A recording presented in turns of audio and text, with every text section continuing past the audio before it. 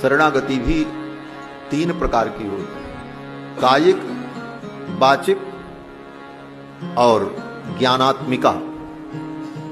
कायिक शरणागति बोले भगवान के सामने लेट गए, अपराध सहस्रभाजनम पतितम भीम भवार्णवोदरे अगतिम शरणागतम हरे कृपया केवलम आत्मसात् कुरु, ये कायिक शरणागति हो। वाचिक बोले वाणी से शरणागति, वाणी से शरणागति बोले शरणम प्रपद्ये, ये जो कहते हैं बार बार भगवान की स्तुति में, ये वाचिक शरणागति। और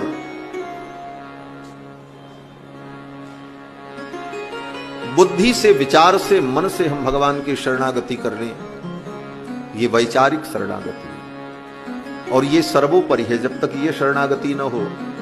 यद्यपि कायिक शरणागति का भी फल है, वो व्यर्थ नहीं जाएगी।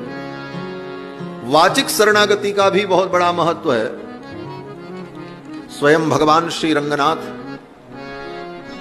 श्री भाष्यकार रामानुज स्वामी जी से शरणागति गद्य में कहते हैं, जब भगवान श्री रामानुजाचार्य ने भगवान की शरणागति की, रंगनाथ भगवान की, तो दोनों का संवाद हुआ, भगवान का और भगवान रंगनाथ का और रामानुज स्वामी का। लक्ष्मी पतेर यतिपते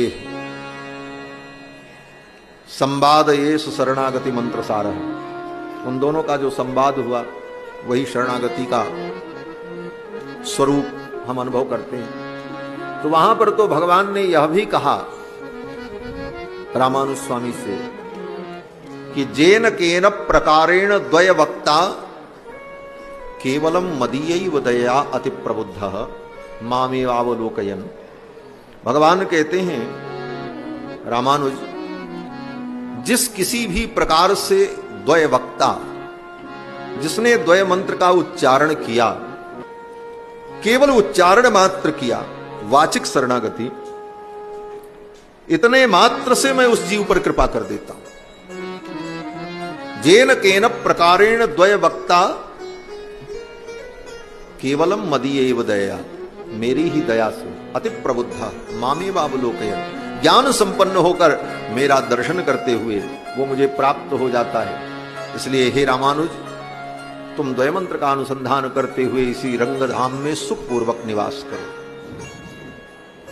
तो भगवान ने तो इतना आश्वस्त किया है कि वाचिक शरणागति होने पर भी भगवान कृपा करेंगे, लेकिन कायिक वाचिक के साथ साथ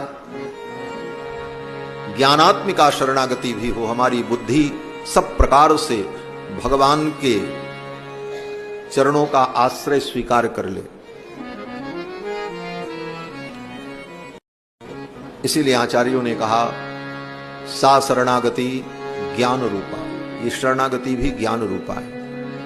साधन शून्य होकर एकमात्र भगवान के चरणारविंद को ही साधन और साध्य दोनों हम मान लें, साधन साध्य राम पद नेहु, यही उत्तम भाव है।